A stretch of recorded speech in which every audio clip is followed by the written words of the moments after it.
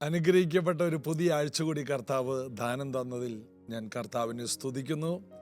Jesus everyday എല്ലാ ദിവസവും ശ്രദ്ധിക്കുന്ന ഞങ്ങളുടെ മാന്യമിത്രങ്ങൾക്ക്, കുടുംബാംഗങ്ങൾക്ക് വന്ദനം. ഈ ആഴ്ച പ്രത്യേകമായ ഒരു അനുഗ്രഹത്തിലേക്ക് കർത്താവ് നമ്മെ നടത്തുമെന്ന് നാം വിശ്വസിക്കണം. വിശ്വാസം എന്നത് ആശിക്കുന്നതിൻ്റെ ഉറപ്പും കാണാത്ത കാര്യങ്ങളുടെ നിശ്ചയവുമാകുന്നു. അതിനാലല്ലോ പൂർവന്മാർക്ക് അല്ലെങ്കിൽ പൂർവികന്മാർക്ക് സാക്ഷ്യം ലഭിച്ചത്. അപ്പോൾ നാം ഒരിക്കലും പരാജയപ്പെടില്ല. വിശ്വാസത്തിൽ ഇറങ്ങി തിരിച്ച ഒരാൾക്കും പരാജയപ്പെടാൻ കഴിയില്ല. അപ്പോൾ ഫെയിൽ എന്നൊരു വാക്കിന് ഒരാൾ പറഞ്ഞ നിർവചനം ഇങ്ങനെയാണ്: ഫസ്റ്റ് അറ്റംപ്റ്റ് ഇൻ ലേണിംഗ്. അതായത് പഠനത്തിൻ്റെ ആദ്യത്തെ ശ്രമമാണ്. ഒരു കാര്യം പഠിക്കാൻ, ഒരു കാര്യം ചെയ്യാൻ ആദ്യമായിട്ടുള്ള ശ്രമമാണ് ഫെയിൽ എന്ന് പറയുന്നത്. ഒരു കുഞ്ഞ് എഴുന്നേൽക്കുമ്പോൾ ആദ്യത്തെ ശ്രമത്തിൽ തന്നെ ആ കുഞ്ഞ് നടക്കാറില്ല. എത്രയോ ശ്രമങ്ങൾക്ക് ശേഷമാണ്, എത്രയോ ദിവസങ്ങളിലെ ശ്രമങ്ങൾക്ക് ശേഷമാണ് നമ്മളെല്ലാം നടക്കാൻ തുടങ്ങിയത്. അതിന്ന് നമ്മൾക്ക് ഓർമ്മയിലില്ല. മറ്റുള്ള കൊച്ചുകുട്ടികൾ നടക്കുമ്പോൾ, നമ്മുടെ കുഞ്ഞുങ്ങൾ നടന്നപ്പോൾ നമുക്കത് മനസ്സിലായല്ലേ. ഇതുപോലെ എല്ലാ പരാജയങ്ങളും ഏതോ ഒരു നന്മയിലേക്കുള്ള ആദ്യത്തെ ഒരു ശ്രമം മാത്രമാണ്. അതുകൊണ്ട് നിങ്ങൾ എവിടെയെങ്കിലും തോറ്റുപോയെന്ന് കാണുന്നുണ്ടെങ്കിൽ, ഏതെങ്കിലും ഒരു നല്ല കാര്യത്തിന് വേണ്ടി സ്റ്റെപ്പ് വെച്ചിട്ട് തോറ്റുപോയെന്ന് തോന്നുന്നുണ്ടെങ്കിൽ, നിങ്ങൾ തോറ്റതല്ല, നിങ്ങളുടെ ആദ്യത്തെ ശ്രമമാണ്. അതിൻ്റെ അർത്ഥം ആയിരക്കണക്കിന് ശ്രമങ്ങൾ ആ വിഷയത്തിൽ ആവശ്യമാണ്. അതിനുവേണ്ടി കർത്താവ് നമുക്ക് ശക്തി തരും. ചിലർ ചോദിക്കും, ഞാൻ ഇത്രയും ഒക്കെ കഷ്ടപ്പെട്ടിട്ടും എന്തുകൊണ്ട് എനിക്ക് റിസൾട്ട് ഇല്ല? ആര് കഷ്ടപ്പെട്ടു? നമ്മൾ തുടങ്ങിയിട്ടല്ലേ ഉള്ളൂ. എത്രയോ പേർ ആയിരക്കണക്കിന് പ്രാവശ്യം പരാജയപ്പെട്ട തോമസ് ആൽവ എഡിസൺ ആണ് ലൈറ്റ് കണ്ടുപിടിച്ചത്. ആയിരക്കണക്കിന് പ്രാവശ്യം അദ്ദേഹം പരാജയപ്പെട്ടില്ലേ? ഒരു എട്ടുകാലി വല കെട്ടുന്ന സമയത്ത് എത്രയോ പ്രാവശ്യമാണ് ഈ എട്ടുകാലി താഴെ വീഴുന്നത്, എത്രയോ പ്രാവശ്യമാണ് പരാജയപ്പെടുന്നത്. ഈ പ്രകൃതിയിൽ കാണുന്ന ജീവികൾ, എൻ്റെ വീട്ടുമുറ്റത്ത് മിക്കവാറും ഈ കുരുവികൾ അവർ ഫാമിലിയായിട്ട് വന്ന് ഞങ്ങളുടെ ചെടികളിൽ കൊണ്ടുവന്ന് കൂട് വെക്കും. ഞാനത് കാണാറില്ല. ഞാനതിലെ പോകുമ്പോൾ ആ ചെടിച്ചട്ടി അങ്ങോട്ടൊന്ന് മാറ്റി ഇങ്ങോട്ട് മാറ്റുമ്പോൾ ഇവരുടെ ജീവിതത്തെയാണ് അത് ബാധിക്കുന്നത് എന്ന് കരുതി അവർ തോൽക്കുന്നുണ്ടോ? ഇല്ല. പലപ്പോഴും അവരുടെ കൂടുകളെല്ലാം എൻ്റെ അശ്രദ്ധ നിമിത്തം നഷ്ടപ്പെട്ടു പോയിട്ടുണ്ട്. എങ്കിലും അവർ പരിശ്രമമൊന്നും നിർത്തുന്നില്ല. അവർക്ക് ജീവിച്ചേ മതിയാവും. അതുകൊണ്ട് തോൽവികൾ ജയത്തിലേക്കുള്ള ആദ്യ ശ്രമം മാത്രമാണ് എന്ന് മാത്രം വിശ്വസിക്കുക. കർത്താവിൽ നമുക്ക് ബലപ്പെടാം. ഇന്ന് നമുക്ക് അപ്പോസ്തല പ്രവൃത്തിയിലേക്ക് വീണ്ടും വരാം. അപ്പോസ്തല പ്രവൃത്തിയിൽ നമ്മൾ പകുതി പോലും ആയിട്ടില്ല. അപ്പോസ്തല പ്രവൃത്തിയുടെ 13-ാം അധ്യായത്തിൻ്റെ 15 വരെ നമ്മൾ വായിച്ചതാണ്. ന്യായപ്രമാണവും പ്രവാചക പുസ്തകങ്ങളും വായിച്ചു തീർന്നപ്പോൾ പള്ളിപ്രമാണികൾ അവരുടെ അടുക്കൽ ആളയച്ചു. ആരുടെ അടുക്കൽ? പത്രോസിൻ്റെയും കൂടെയുള്ളവരുടെയും പൗലോസിൻ്റെയും കൂടെയുള്ളവരുടെയും അടുക്കൽ ആളയച്ചു.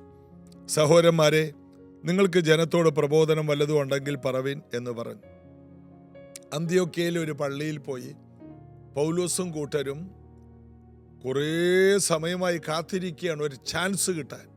എന്തിന്? യേശുവിനെ കുറിച്ച് പറയുവാൻ പള്ളിയിൽ ഒരു ചാൻസ് കിട്ടാൻ ഈ ദൈവദാസന്മാർ കാത്തിരിക്കുകയാണ്. അങ്ങനെ ഇവരവിടെ ഇരുന്ന് കാത്തിരുന്ന് പ്രാർത്ഥിച്ചു, കർത്താവേ, ഞങ്ങൾക്ക് യേശുവിനെ കുറിച്ച് പറയാൻ ഇവിടെ ഒരു ചാൻസ് കിട്ടണേ. അവിടെ വായിക്കുന്നത് യഹൂദ പള്ളിയിൽ ന്യായപ്രമാണം മുഴുവൻ വായിച്ചു, പ്രവാചക പുസ്തകങ്ങളെല്ലാം വായിച്ചു. ന്യായപ്രമാണം വായിക്കാന്ന് പറഞ്ഞാൽ കിടക്കുകയാണ് കടൽ പോലെ. പ്രവാചക പുസ്തകങ്ങൾ എന്ന് പറഞ്ഞാൽ സമുദ്രം പോലെ വീണ്ടും തുടരുന്ന ഒന്നാണ്. അത് എപ്പോൾ തീരുമെന്ന് അറിയില്ല. എത്ര ദിവസം അവർ കാത്തിരുന്നു ആർക്കറിയാം. ഏതായാലും അതൊരു ശബത്ത് ദിവസമായിരുന്നു. ഒരു പകൽ മുഴുവൻ അവരതിനായി വെയിറ്റ് ചെയ്തു. എന്നാൽ ഒടുവിൽ ഒരു ചാൻസ് കിട്ടി. ഇതുപോലെയാണ് സുവിശേഷം അറിയിക്കുവാൻ സമയത്തിലും അസമയത്തിലും ഒരുങ്ങി നിൽക്കണം. പൗലോസ് പറയാണ്, ഞാൻ എല്ലാവർക്കും കടക്കാരനാണ്, ജ്ഞാനികൾക്കും ജ്ഞാനമില്ലാത്തവർക്കും, ജാതികൾക്കും, യഹൂദന്മാർക്കും വിദ്യാസമ്പന്നർക്കും വിദ്യാഭ്യാസമില്ലാത്തവർക്കെല്ലാം ഞാൻ കടക്കാരനാണ്. എന്നാൽ കടക്കാരൻ എന്ന് പറഞ്ഞാൽ എല്ലാവർക്കും എന്തോ കൊടുക്കാനുണ്ട്, അത് കൊടുത്തില്ലെങ്കിൽ കടക്കാരനാണ്. ആ അർത്ഥത്തിൽ നമ്മൾ ഇന്നുവരെ കണ്ടിട്ടില്ല. നമ്മുടെ കയ്യിൽ ഏൽപ്പിച്ച വലിയൊരു നന്മ സൗജന്യമായി ലഭിച്ചത് സൗജന്യമായി കൊടുപ്പിനെന്ന് കർത്താവ് പറഞ്ഞില്ലേ? അതാണ് സുവിശേഷം. ഇത് സൗജന്യമായി ലഭിച്ചതാണ്. ഇത് നമ്മുടെ കയ്യിൽ വെക്കാനുള്ളതാണോ? അല്ല. കർത്താവ് പറഞ്ഞു, നിങ്ങൾ പോകുമ്പോൾ സകല സൃഷ്ടികളോട് സുവിശേഷം പ്രസംഗിപ്പീൻ, എളിയവരോട് ഈ സദ്വർത്തമാനം പറയണം, രോഗികളെ സൗഖ്യമാക്കണം, കുഷ്ഠരോഗികളെ ശുദ്ധമാക്കണം, കുരുടരെ സൗഖ്യമാക്കണം, മരിച്ചവരെ ഉയർപ്പിക്കണം. സൗജന്യമായി നിങ്ങൾക്ക് ലഭിച്ചത് നിങ്ങൾ സൗജന്യമായി കൊടുക്കണം. ഇത് നിങ്ങളുടെ കയ്യിലിരിക്കുകയാണ്. നമ്മുടെ കയ്യിലിരിക്കുന്ന കാലത്തോളം നമ്മൾ കടക്കാരാണ്. നമ്മൾ സൗഖ്യമാക്കിയില്ലെങ്കിൽ നമ്മൾ കടക്കാരാണ്. നമ്മൾ ബന്ധനം അഴിച്ചില്ലെങ്കിൽ നമ്മൾ കടക്കാരാണ്. നമ്മളവരെ വിടുവിച്ചില്ലെങ്കിൽ നമ്മൾ കടക്കാരാണ്. കാരണം ഇത് നമ്മുടെ കയ്യിലാണ്. ഇന്ന് ഞാൻ ആരോ എനിക്ക് അയച്ചു തന്ന ഒരു വീഡിയോ കണ്ടു. ഒരു മൃഗം കാട്ടിൽ, അതിൻ്റെ കാല് ഒരു മരത്തിൽ അങ്ങോട്ട് ഇടയിലായിപ്പോയി, അതിന് എഴുന്നേക്കാൻ കഴിയുന്നില്ല. അപ്പോൾ 2 സായിപ്പന്മാർ, ഇംഗ്ലീഷുകാർ കാട്ടിൽ അവരുടെ മരം മുറിക്കുന്ന ഒരു മെഷീനുണ്ട്. മെഷീൻ ഓൺ ചെയ്യുമ്പോൾ ഈ മൃഗം കടന്ന് ചാടുകയാണ്. ഇവർക്ക് അങ്ങോട്ട് അടുക്കാനും കഴിയുന്നില്ല, കാരണം അത് ആക്രമിക്കുന്ന ഒരു മൃഗമാണ്. എന്നാൽ ഈ കമ്പുകൾക്കിടയിൽ, ഈ മരത്തിൻ്റെ ഇടയിൽ കിടക്കുന്ന ഈ മൃഗത്തിൻ്റെ കാലിനെ പുറത്തെടുക്കണമെങ്കിൽ അതിന് ഇവരുടെ കയ്യിൽ ഒരു മരം കട്ട് ചെയ്യുന്നൊരു കട്ടറുണ്ട്. അവര് പല പ്രാവശ്യം ശ്രമിച്ച് ആ മരത്തിൻ്റെ ആ ഒരു പീസ് അവർ കട്ട് ചെയ്തു. എന്നിട്ട് ആ മരത്തിൻ്റെ കമ്പ് അവർ ഒടിച്ചു കളഞ്ഞു. ആ മൃഗം ചാടി എഴുന്നേറ്റ് ഞൊണ്ടി പോകുന്നൊരു കാഴ്ച എത്ര ഭയങ്കരമാണ്. അപ്പോൾ അവർ കടക്കാരാണ്. എന്താണ്? അവരുടെ കയ്യിൽ ഈ മൃഗത്തെ അതിൽ നിന്ന് പുറത്തു കൊണ്ടുവരാനുള്ള കട്ടറുണ്ട്. ഇതവർ ചെയ്തേ മതിയാവും. അവരുടെ മനസാക്ഷിയിലാണ് ഇത് കിടക്കുന്നത്. അവരത് ചെയ്തില്ലെന്ന് കരുതി ആരും അവരെ വഴക്ക് പറയില്ല. ഗവൺമെന്റ് അവരെ ശിക്ഷിക്കില്ല. ആരും ഒന്നും പറയാനില്ല. എന്നാൽ ഉള്ളിലൊരു മനസാക്ഷിയുണ്ടല്ലേ, അത് നിമിത്തം. എന്നാൽ അതിനേക്കാൾ വലിയൊരു കാര്യമാണ്, പാപത്തിൽ പെട്ട് കിടക്കുന്ന മനുഷ്യനെ അതിൽ നിന്ന് പുറത്തു കൊണ്ടുവന്നില്ലെങ്കിൽ നാം കടക്കാരാണ്.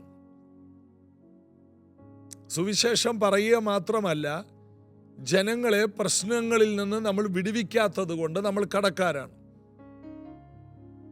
പൗലോസ് പറയാണ്, ഞങ്ങൾ കടക്കാരാണ്. ജനങ്ങൾ വിടുവിച്ചേ മതിയാവും. ജനങ്ങൾ ഇരുട്ടിൽ കിടക്കുകയാണ്, അവർക്കൊരു വലിയ വെളിച്ചം കൊടുത്തേ മതിയാവും. അവർ ദാരിദ്ര്യത്തിലാണ്, അവരെ സമ്പന്നതയിലേക്ക് കൊണ്ടുവന്നേ മതിയാവും. ഞാൻ കടക്കാരനാണ്. ഈ ഒരു അർത്ഥത്തിൽ ഈ വചനങ്ങളെ എടുത്താൽ മാത്രമേ നമുക്ക് കർത്താവിന് വേണ്ടി കത്തിജ്വലിക്കാൻ കഴിയൂ. ഇതാ ശബത്ത് നാളിൽ ഒരു ചാൻസിന് വേണ്ടി കാത്തിരിക്കുകയാണ് ഇത്രയും ജനം. വർഷങ്ങളായിട്ട് ഈ ന്യായപ്രമാണവും വായിച്ച് പ്രവാചക പുസ്തകങ്ങൾ വായിച്ചുകൊണ്ടിരിക്കുമ്പോൾ തന്നെ ഇതിനകത്ത് നിത്യജീവൻ ഉണ്ടെന്ന് അവർക്ക് തിരിച്ചറിയാനുള്ള കൃപയില്ല. പൊരുൾ തിരിച്ചു കൊടുക്കുന്ന വ്യക്തികൾ പൊരുൾ തിരിച്ചു കൊടുത്തില്ലെങ്കിൽ കടക്കാരാണ്. അത് പൊരുൾ തിരിച്ചു കൊടുത്തേ മതിയാകൂ. വേദപുസ്തകം വായിച്ചിട്ട് മനസ്സിലാകാത്തവർക്ക് അത് മനസ്സിലാക്കി കൊടുക്കുന്നില്ലെങ്കിൽ നാം കടക്കാരാണ്. കർത്താവിൽ നമുക്ക് ആശ്രയിക്കണം, കർത്താവിനോട് പ്രാർത്ഥിക്കണം. കർത്താവേ, ഈ കടം എനിക്ക് വീട്ടിയേ മതിയാവും. ഞാൻ എല്ലാവർക്കും കടക്കാരനാണ്. ഇവിടെ പൗലോസ് 16-ാമത്തെ വാക്യം, പൗലോസ് എഴുന്നേറ്റ് ആംഗ്യം കാട്ടി പറഞ്ഞത്, ഇസ്രായേൽ പുരുഷന്മാരും ദൈവഭക്തന്മാരുമായുള്ളവരെ കേൾപ്പീൻ. പൗലോസിന് കിട്ടിയ ചാൻസ്, ചാടി എഴുന്നേറ്റു, ഒരുങ്ങിയിരിക്കുകയാണ്. പ്രസംഗമൊന്നും തയ്യാറാക്കിയിട്ടില്ല, എന്നാൽ എപ്പോഴും തയ്യാറാണ്. ഒരിക്കൽ റീനാഡ് ബോങ്കയോട് കുറച്ച് ദൈവദാസന്മാർ ഒരുമിച്ച് കൂടി പ്രാർത്ഥന നടക്കുകയാണ്. റാംബാബു എന്ന് പറയുന്ന ഒരു ദൈവദാസന്റെ വീട്ടിൽ ഒരു കൂട്ടം ദൈവദാസന്മാർ ഒരുമിച്ച് കൂടി പ്രാർത്ഥിക്കുന്നു. ആ സമയത്ത് റീനാഡ് ബോങ്കെ അദ്ദേഹത്തിൻ്റെ വീട്ടിൽ ആ സ്ക്രീനിൽ വന്നു. അമേരിക്കയിലിരിക്കുന്ന റീനാഡ് ബോങ്കെ സ്ക്രീനിൽ വന്നു. അപ്പോൾ മലയാളിയായ ഒരു ദൈവദാസൻ ചോദിച്ചു, എങ്ങനെയാണ് പ്രസംഗം തയ്യാറാക്കുന്നത്?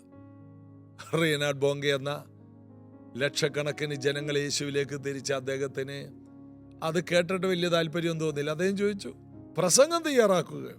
ഞാൻ എപ്പോഴും തയ്യാറാണ്. I am always prepare.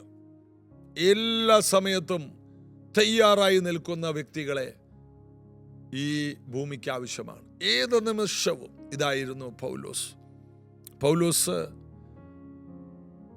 Israel പുരുഷന്മാരായ ദൈവഭക്തന്മാരായുള്ളവരെ കേൾപ്പീൻ, നിങ്ങൾ കേൾക്കണം. അദ്ദേഹം സംസാരിക്കാൻ തുടങ്ങി. ഇസ്രായേൽ ജനത്തിന്റെ ദൈവം നമ്മുടെ പിതാക്കന്മാരെ തിരഞ്ഞെടുത്തു. മിസ്രൈമിൽ ദേശത്തിലെ പ്രവാസകാലത്ത് അവരെ വർദ്ധിപ്പിച്ചു. ഭുജവീര്യം കൊണ്ട് അവിടെ നിന്ന് പുറപ്പെടുവിച്ചു. മരുഭൂമിയിൽ 40 സംവത്സരത്തോളം അവരുടെ സ്വഭാവം സഹിച്ചു. ഇതെല്ലാം ദൈവമാണ് ചെയ്തത്. ഇതിൻ്റെയൊക്കെ ഇടയിൽ കുറേ മനുഷ്യരുടെ ചരിത്രം നമ്മൾ വായിക്കുന്നുണ്ട്. അബ്രഹാം മക്കളില്ലാതെ നടന്നതും, ഇസഹാക്ക് വിതച്ചതും, യാക്കോബ് 2 കല്യാണം കഴിച്ചതും പിള്ളേരായതും, ഇതൊന്നും പൗലോസ് വിവരിക്കുന്നില്ല. പൗലോസ് പറഞ്ഞു ഇതെല്ലാം ദൈവമാണ് ചെയ്തത്, ഇതിൻ്റെ പുറകിലെല്ലാം ദൈവമാണ്. എന്നാൽ വർഷങ്ങളായിട്ട് പിള്ളേരില്ലാതെ നടക്കുന്ന അബ്രഹാമിൻ്റെ ജീവിതത്തിൽ ദൈവമുണ്ടോ എന്ന് ചിന്തിക്കുന്ന സമയങ്ങളൊക്കെ ഉണ്ടായിരുന്നു. എന്നാൽ എല്ലാം ദൈവമാണ്. പൗലോസ് ഒറ്റ വാക്യം പറയുന്നത്, ദൈവം പിതാക്കന്മാരെ തിരഞ്ഞെടുത്തു. അതുകൊണ്ടാണ് ദൈവം മോശയോട് പറയുന്നത്, ഞാൻ അബ്രഹാമിൻ്റെ, ഇസഹാക്കിൻ്റെ, യാക്കോബിൻ്റെ ദൈവമാണ്. ഇതാ മരുഭൂമിയിൽ 40 സംവത്സര കാലത്തോളം അവരുടെ സ്വഭാവം സഹിച്ചു. മോശയാണോ സഹിച്ചത്? ലീഡർഷിപ്പിലുള്ളവരാണോ സഹിച്ചത്? ദൈവമാണ് സഹിച്ചത്. ഇസ്രായേൽ ജനം മോശയെ, അഹരോനെ എറിയാൻ കല്ലെടുക്കുമ്പോഴെല്ലാം സഹിക്കുന്നത് ദൈവമാണ്. ഇതിൽ നിന്ന് എന്ത് മനസ്സിലായി? നാം ദൈവത്തിൻ്റെ പ്ലാനിൽ പോകുമ്പോൾ നാം അല്ല വിഷയങ്ങളെ നേരിടുന്നത്, ദൈവം തന്നെയാണ്. അതുകൊണ്ടാണ് ഈ ശൗലിനോട്, ഈ പൗലോസിനോട് ദമസ്കോസിൽ വെച്ച് ആദ്യമായിട്ട് കണ്ടുമുട്ടുന്ന സമയത്ത് ദൈവവുമായിട്ട്, യേശുവുമായിട്ട് ഒരു കൂട്ടിമുട്ടലുണ്ടായല്ലോ. ആ സമയത്ത് ശൗലേ, ശൗലേ, നീ എന്നെ ഉപദ്രവിക്കുന്നത് എന്ത്? ശൗലിന് ചോദിക്കാനുണ്ട്, കർത്താവേ, ഞാൻ നിന്നെ ഒന്നും ഉപദ്രവിച്ചിട്ടില്ല. ഞാൻ ഉപദ്രവിക്കുന്നത് ക്രിസ്ത്യാനികളെയാണ്. കർത്താവിന് പറയാനുള്ളത്, അവരെ ഉപദ്രവിച്ചാൽ ഞാനാണ് അവരുടെ തല. അവരെ ആരെ തൊട്ടാലും എൻ്റെ കണ്ണിൻ്റെ കൃഷ്ണമണിയാണ് തൊടുന്നത്. അവനെനിക്ക് ഏറ്റവും പ്രിയപ്പെട്ടവരാണ്. ഞാൻ എൻ്റെ ചങ്കിലെ ചോര കൊടുത്ത്, വില കൊടുത്ത് വാങ്ങിയവനാണ് ഓരോ വ്യക്തികളും. അതുകൊണ്ട് ആരെ തൊട്ടാലും, വീണ്ടും ജനിച്ചൊരു ദൈവ പൈതലിനെ തൊട്ടാൽ കർത്താവിനാണ് അതിൻ്റെ എഫക്റ്റ് എല്ലാം ഉണ്ടാകുന്നത്. അപ്പോൾ കർത്താവ് 40 വർഷം അവരുടെ സ്വഭാവം സഹിച്ചു. 19-ാം വാക്യം, കനാൻ ദേശത്തിലെ 7 ജാതികളെ ഒടുക്കി. യോശുവയാണ് ഒടുക്കിയത്? അല്ല, ഇതെല്ലാം ഒടുക്കിയത് കർത്താവാണ്. അവരുടെ ദേശം അവർക്ക് അവകാശമായി വിഭാഗിച്ചു കൊടുത്തു. അങ്ങനെ ഏകദേശം 450 വർഷം കഴിഞ്ഞു. അപ്പോൾ യോശുവ, നമ്മൾ നോക്കുമ്പോൾ യോശുവ മിടുക്കനായിട്ട് യുദ്ധം ചെയ്ത് മാന്യനായിട്ട് അതെല്ലാം പിടിച്ചടക്കുന്നു. പുറകിലാരാ? എല്ലായിടത്തും എല്ലാം വ്യാപരിക്കുന്ന ഒരേ കർത്താവ്. അതുകൊണ്ട് നമ്മളെപ്പോഴും അറിയണം, നമ്മുടെ പുറകിൽ കർത്താവ് ഉണ്ട്. നാം ചെയ്യുന്ന കാര്യങ്ങളൊക്കെ പരാജയപ്പെടുമ്പോഴും കർത്താവ് കാത്തിരിക്കുകയാണ്. നമ്മൾ വിജയിച്ചേ മതിയാകൂ. നമ്മുടെ കുഞ്ഞുങ്ങൾ പരീക്ഷയ്ക്ക് കോപ്പി അടിക്കാൻ നമ്മൾ സമ്മതിക്കുമോ? ഇല്ല, അവർ ജയിച്ചേ മതിയാകൂ. എളുപ്പ വഴികളൊന്നുമില്ല, ജയിച്ചേ മതിയാവും. നന്നായിട്ട് പഠിച്ച് പരീക്ഷ എഴുതി പാസ്സായേ മതിയാവും.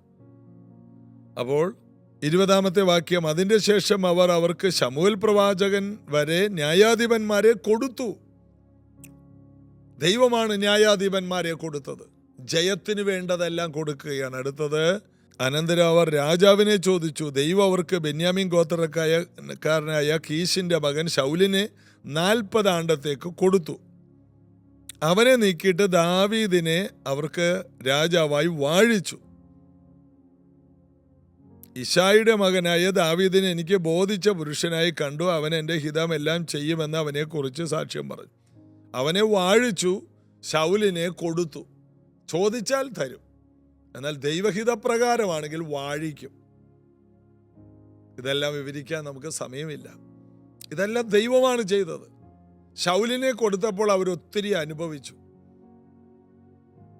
ഒരു പരാജയമായിരുന്നു ശൗലിൻ്റെ ആ 40 വർഷം ഇസ്രായേൽ ജനം. ആ സമയത്താണ് ഗോലിയാത്തൊക്കെ അവർക്കെതിരെ വന്നത്. എന്നാൽ ദൈവം വാഴിച്ച ദാവീദിനെ നോക്ക്, അവൻ രാജാവാകും മുമ്പേ തന്നെ ഗോലിയാത്തിനെയൊക്കെ നിലംപരിചയാക്കി. ഇന്ന് ഇതെല്ലാം കേൾക്കുന്ന ഓരോരുത്തരും അറിയണം, നമ്മുടെ ജീവിതത്തിൽ ചോദിച്ചാൽ കർത്താവ് പലതും തരും. എന്നാൽ ദൈവഹിതപ്രകാരമാണോ, ദൈവം അതിനെ വാഴിക്കും, അതിനെ മഹത്വകരമാക്കി മാറ്റും. എല്ലാം ദൈവമാണ് ചെയ്യുന്നത്. പൗലോസിന് ഇസ്രായേൽ മക്കളോട് പറയാനുള്ളത്, ഇതിൻ്റെ അടുത്ത ഭാഗം നമുക്ക് അടുത്ത ദിവസം ചിന്തിക്കണം, കുറേ ദൂരമുണ്ട്. അപ്പം അതുകൊണ്ട് ഈ പ്രസംഗത്തിൻ്റെ കുറേ ഭാഗങ്ങൾ യേശുവിലേക്കാണ് കൊണ്ടുവരുന്നത്. ഇങ്ങനെ പറഞ്ഞ് യേശുവിലേക്കാണ് വരുന്നത്. എന്ത് പറഞ്ഞാലും യേശുവിലെത്തിയില്ലെങ്കിൽ അതുകൊണ്ട് പ്രയോജനമൊന്നുമില്ല. അങ്ങനെ ഇവർ ചോദിച്ചത് ഇവർക്ക് കൊടുത്തെങ്കിലും അത് ദൈവഹിതമല്ലായിരുന്നു, അത് ദൈവത്തിന് ദുഃഖമായിരുന്നു. എന്നാൽ ദൈവത്തിൻ്റെ ഹൃദയപ്രകാരം ഒരു ദാവീദിനെ ദൈവം വാഴിച്ചു. ദൈവം കുറെ കണക്കുകൾ കൂട്ടിവെച്ചിട്ടുണ്ട്. അപ്പം ഇവർ ചോദിച്ചില്ലായിരുന്നെങ്കിലും ദൈവം അവർക്ക് ഒരു രാജാവിനെ കൊടുക്കുമായിരുന്നു. അങ്ങനെ ദാവീദിന്റെ കാലം അവരുടെ ജീവിതത്തിൽ ഇടയൻ ആട്ടിൻകൂട്ടം പോലത്തെ ഒരു അനുഗ്രഹ കാലമായിരുന്നു. ദൈവം തരണം, ദൈവം നടത്തണം, ദൈവം വിടിവിക്കണം, ദൈവം ഉയർത്തണം. തക്ക സമയത്ത് ഉയർത്തുന്നവൻ നമ്മുടെ കൂടെയുണ്ട്. ആ കർത്താവിൻ്റെ കൈക്കീഴെ നമുക്ക് താണിരിക്കാം. ഒരു നിമിഷം പ്രാർത്ഥിക്കാം. കർത്താവേ, ഇന്ന് ഈ വചനങ്ങൾ കേട്ട ഓരോ പ്രിയപ്പെട്ടവർക്കും വചനത്താലും ആത്മാവിനാലും ബലമുണ്ടാകട്ടെ. അങ്ങയുടെ ബലമേറിയ കൈകളിലെ ഉപകരണങ്ങളായി ഈ മക്കൾ തീരട്ടെ. ശക്തിയേറിയ അന്ത്യകാല ഉണർവിൻ്റെ ഭാഗങ്ങളായി ഇവരെ അങ്ങ് മാനിക്കണമേ. ഈ നവംബർ മാസം ഓരോ മക്കളുടെയും ജീവിതത്തിൽ വിടുതലാകട്ടെ. ഈ തിങ്കളാഴ്ച മുതൽ പുതുവഴികൾ തുറന്നു വരട്ടെ. അങ്ങയുടെ ഹിതപ്രകാരം ഇവരെ വാഴിക്കുവാൻ, മാനിക്കുവാൻ കർത്താവിൻ്റെ കൈകളിൽ ഏൽപ്പിക്കും, അനുഗ്രഹിക്കും. യേശുവിൻ നാമത്തിൽ ആമേൻ. യേശു കർത്താവ് അനുഗ്രഹിക്കട്ടെ. നാളെ നമുക്ക് ഇതേ സമയത്ത് കാണാം. God bless you.